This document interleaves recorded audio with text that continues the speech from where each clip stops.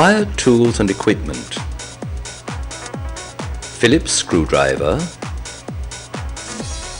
Vaseline tubes, Allen wrench 1/8 inch, ODU kit.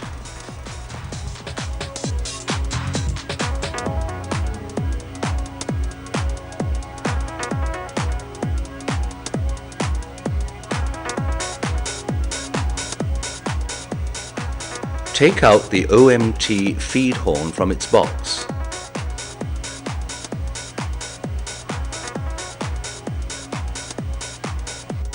Place the O-ring on the ODU. Using Vaseline, lubricate the ODU O-ring gasket.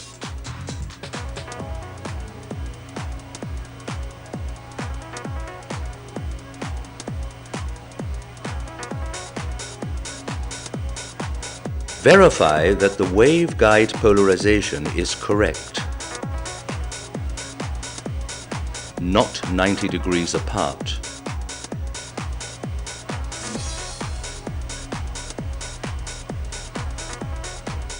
Place the washers on 4 1/8 inch screws. Attach the ODU to the OMT using 4 1/8 inch screws and washers. Cross-tighten the screws to verify proper attachment.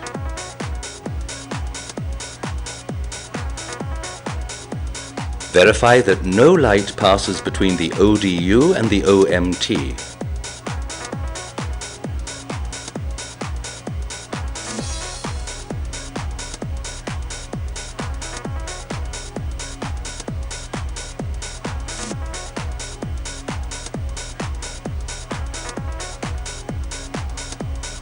Place the O-ring on the LNB.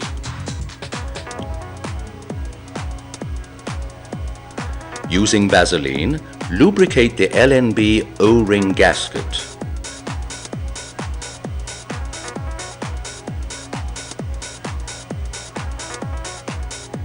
Verify that the waveguide polarization is correct, not 90 degrees apart.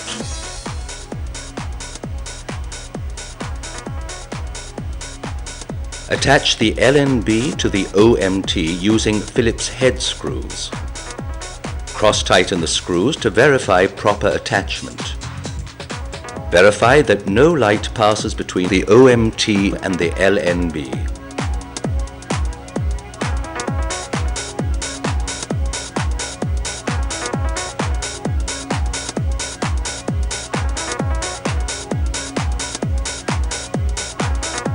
Required tools and equipment: 10 mm and 13 mm open wrench, Phillips screwdriver, 7 mm combination wrench, compass, flat screwdriver, crimp tool,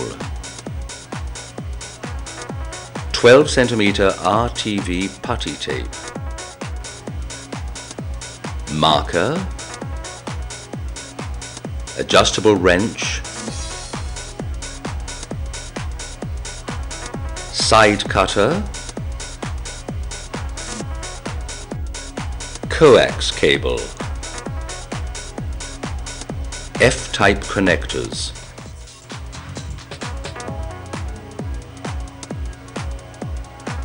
Place the azimuth elevation skew cap mount onto the mast pipe.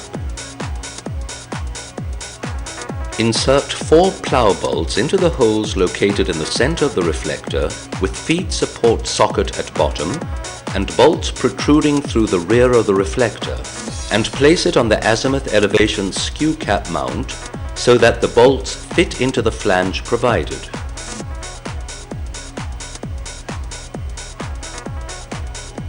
Secure the plough bolts with lock washers and hex nuts and tighten.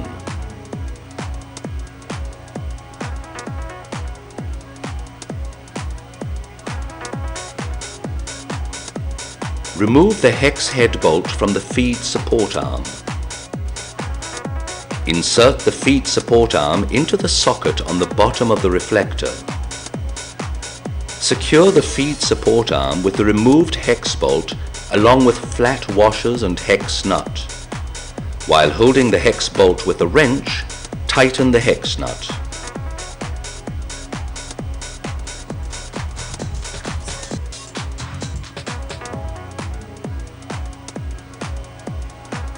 Run ground wire through the feed support arm. Mount the RX-TX feed assembly to the feed support arm using 2 hex head screws and tooth washers. Place ground wire under one screw. Tighten 2 hex head screws.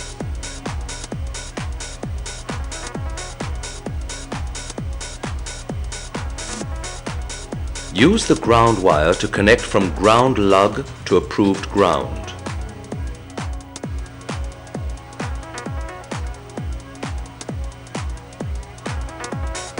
Run RX-TX feed cables through feed support arm without connectors. Note: ensure that enough spare cable is used to avoid pressure on connectors. Terminate RX-TX cables with weatherproof connectors at feed end.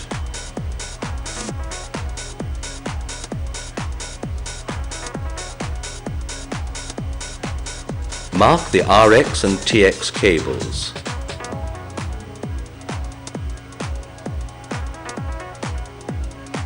Run coax cables between the PC, VSAT and the antenna.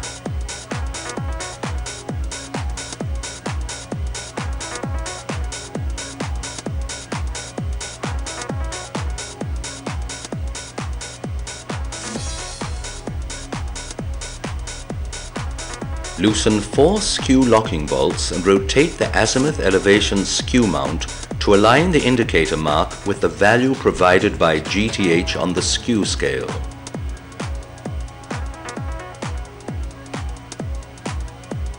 Tighten skew locking bolts. Note: initial elevation adjustment is an approximate setting. Optimum setting will be achieved during fine-tuning. To obtain the elevation angle for the satellite, loosen the elevation lock bolts in curved slots, both sides. Rotate elevation adjustment bolt clockwise to decrease elevation and counterclockwise to increase elevation. Align the edge of the clamp with appropriate mark on housing at the desired elevation. The initial azimuth adjustment is an approximate setting. Optimum setting will be achieved during fine-tuning. Using the compass, obtain the proper azimuth for the satellite by rotating the antenna and mount to the correct azimuth heading for your location and satellite. The azimuth value is provided by GTH. Tighten the azimuth elevation skew mount clamp bolts until slight resistance is reached. Connect a signal strength meter to the LNB using a coax cable with an F-type connector. Use the signal strength meter to obtain maximum antenna performance according to the following procedure. Apply 13 to 18 volts DC to the LNB.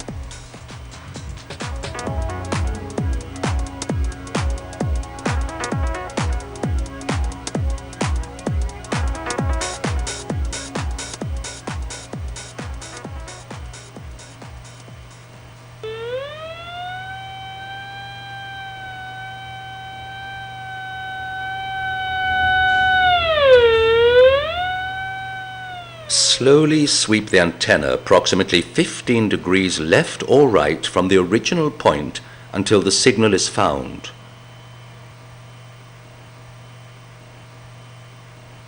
Increase or decrease the elevation setting slightly until best signal is found.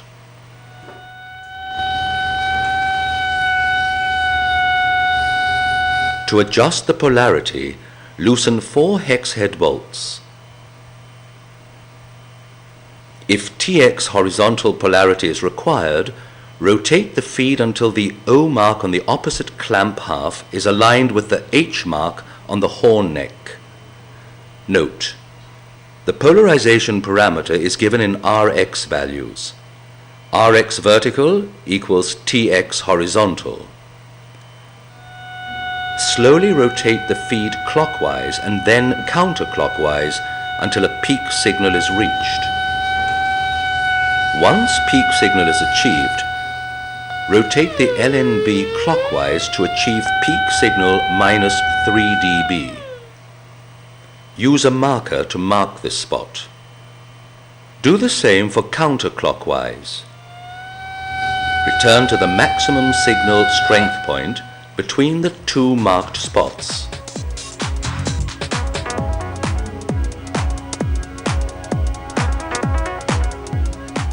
Apply 13 to 18 volts DC to the LNB.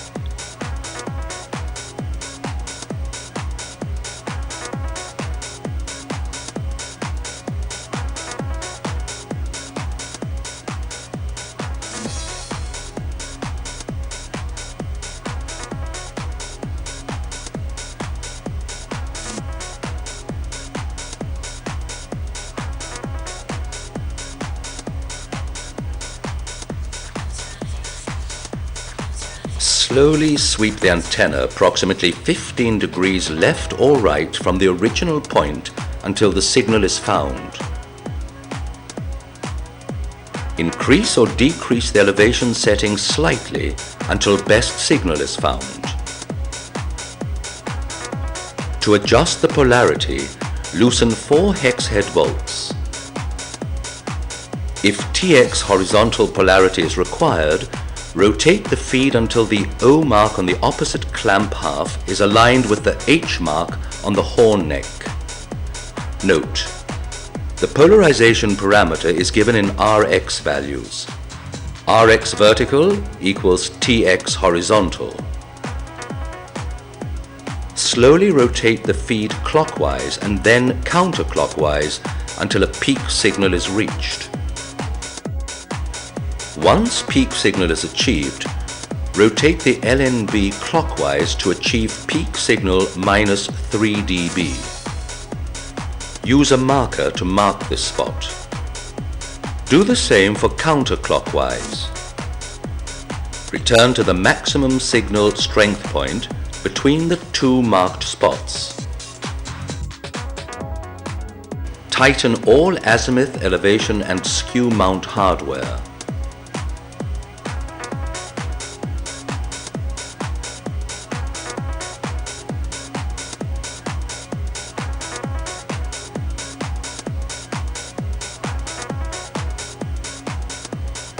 Make a loop with the coax cable to prevent water from running down the coax. Tighten the cables using a cable tie at the bottom of the support arm. Connect the TX RF coax cable to the ODU input port. Verify that the RF connector connects smoothly. Connect the RX RF coax cable to the LNB input port. Verify that the RF connector connects smoothly.